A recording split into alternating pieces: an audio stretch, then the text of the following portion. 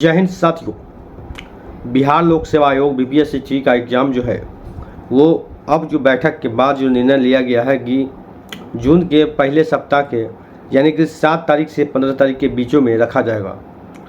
Class 1 से 5 तक और 6 से 8 तक 9-10 का और 11-12 सभी को जो परीक्षा जो है एक शेड्यूल में होगा, यानी 4 दिनों तक परीक्षा लगातार चलेगी। इस बार जो परीक्षा आपको 1 to 5 और 6 to 8 का हुआ था उसको कैंसिल कर दिया गया था पेपर लीक मामले को लेकर, लेकिन अब विभाग उस पर दुरुस्त है और प्रयास में है कि ऐसा मामला फिर पुनः न दोहराया जाए। इसको लेकर विभाग प्रयास कर रही है कि परीक्षा को सुव्यवस्थित लिया जाए।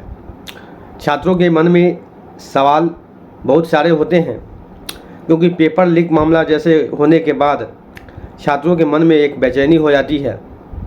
बहुत मेहनत करने के बाद, पढ़ने के बाद पेपर लीक हो जाता है और छात्र का जो दिल है टूट जाता है। स्वाभाविक है, छात्र बहुत मेहनत करके एग्ज़ाम में बैठते हैं और एग्ज़ामिनेशन देने के बाद काफ़ी आहत होती है जब परीक्षा पता चलता है कि कैंसिल हो गया। फिर भी संघर्ष का जीवन है, संघर्ष बनाए रखें और संघर्ष निरंतर करते रहें जब तक कि सफलता हाथ में नहीं आ जाती है, तब तक संघर्ष करना है। तो साथियों, फिर से एक बार पुनः तैयार हो जाए और अपने आप को एक्टिव कर लें, डीएक्टिव से एक्टिव कर लें और अपने तैयारी को फिर से एक बार रिवीजन के तौर पर पुनः दोहराया जा सकता है और दोहराने का प्रयास भी करें।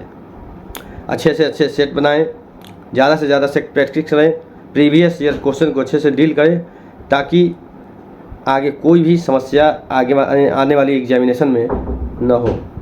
ठीक है। उसके बाद जो भी TRE 1 TRE 2 का जो भी एग्ज़ाम हुआ है दोनों पालियों का, उन सभी का क्वेश्चन बनाने का प्रयास करें और जो भी उससे रिलेवेंट सवाल आते हैं, जिस चैप्टर से पूछे गए हैं, जिस टॉपिक से पूछे गए हैं, उस सभी सवालों को रिवीजन करने का प्रयास करें, क्योंकि रिलेवेंट सवाल ही ज़्यादा पूछते हैं। रिलेवेंट कहने का मतलब होता है उससे संबंधित।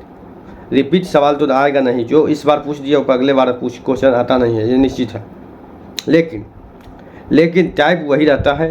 रीजनिंग थोड़ा टफ रहता है। इस बार का जो रीजनिंग था टफ था, बीपीएससी TRE 3 का जो रीजनिंग था टफ था, सोचने वाली थी, समय लग रहा था रीजनिंग बनाने में।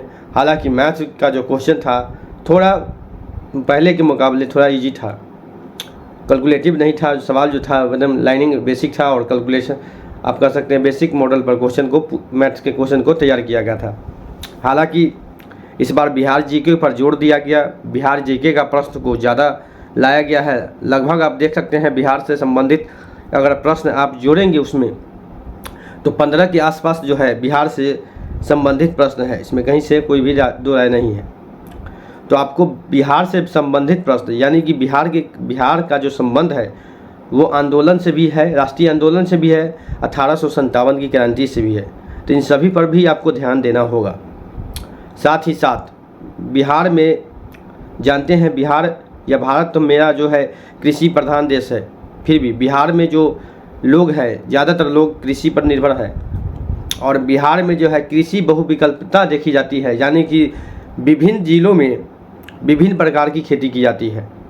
बिहार को 2 भागों में बांटा गया है, उत्तर बिहार और दक्षिण बिहार। एक तरफ जहाँ होता है सूखा होता है और एक तरफ जो होता है पूरा बाढ़ का इलाका होता है। आप लोग जानते हैं कि उत्तर बिहार में पूरा बाढ़ की इलाका छाई रहती है, वही दक्षिण बिहार पूरा सूखाग्रस्त रहता है, सूखा से परेशान रहता है। तो दोनों तरफ की जो फसलों की खेती होती है वो अलग अलग भिन्न होती है और दोनों अलग अलग मौसमों में देखी जाती है। तो उनसे जो रिलेवेंट सवाल आते हैं, उस जिला से संबंधित सवाल जो इस बार पूछे गए थे कि गेहूं के उत्पाद को लेकर, धान के उत्पादन को लेकर सवाल जो पूछे गए थे कि सर्वाधिक जो गेहूं का उत्पादक और धान का उत्पादक किस जिले में होता है, इस टाइप का क्वेश्चन आपको पूछा जा सकता है। आगे हो सकता है गन्ना के पूछ दिया जाए, सरसों का पूछ दिया जाए, दलहन का पूछ दिया जाए, तिलहन का पूछ दिया जाए। बहुत प्रकार के सवाल बनते हैं कृषि से संबंधित। तो उन सभी सवालों पर भी आपको ध्यान देना होगा। अब बिहार के लोगों के बारे में भी जानना होगा कि बिहार के लोगों ने 1857 से लेकर 1947 तक जो भी क्रांति हुआ है, उस क्रांति में बिहार के किन किन लोगों का योगदान है। बिहार एक राजनीतिक का केंद्र भी माना जाता है। आज से नहीं, शुरू से ही शुरू से ही क्रांतिकारी और क्रांति का केंद्र माना जाता है। आप लोग जानते होंगे महात्मा गांधी ने सबसे पहला क्रांति 1917 में तीनकथिया प्रणाली, पूर्वी चंपारण, नील की खेती के बारे में, जो नील की खेती करने के लिए अंग्रेज जो किसानों पर जोर डाल रहे थे, 1917 का जो सबसे पहला सत्याग्रह गांधी जी ने किया था वो बिहार से किया था। तो इन सभी सवालों को आपको देखना होगा। गांधी जी से जुड़ा हुआ हर चीज़ को, पहलुओं को भी जानना होगा। गांधी जी से जुड़ा हुआ 1-2 सवाल आपके एग्जामिनेशन में आना ही आना तय है, ठीक है। साइंस की बात करें तो साइंस जो भी आप पढ़ते हैं अपने सिलेबस के अनुरूप पढ़ेंगे, और करेंट अफेयर्स तो फिर से रिवीजन करेंगे। करेंट अफेयर्स आगे ज़्यादा नहीं पूछता है, पीछे का ही ज़्यादा पूछता है, आपने देखा होगा क्वेश्चन। तो करेंट अफेयर्स, मैथ, रीजनिंग पर ज़्यादा जोर देंगे, जिससे कि आपके आने वाले सवालों को पकड़ ज़्यादा हो जाएगा, जिस पर कमांड आपके 50% सवाल पर बने रहेंगे। तो साथियों, बीपीएससी तैयारी से संबंधित या बिहार शिक्षक बहाली से संबंधित कोई भी अपडेट आता है तो हम आपके सामने उपस्थित होंगे नए वीडियो के साथ।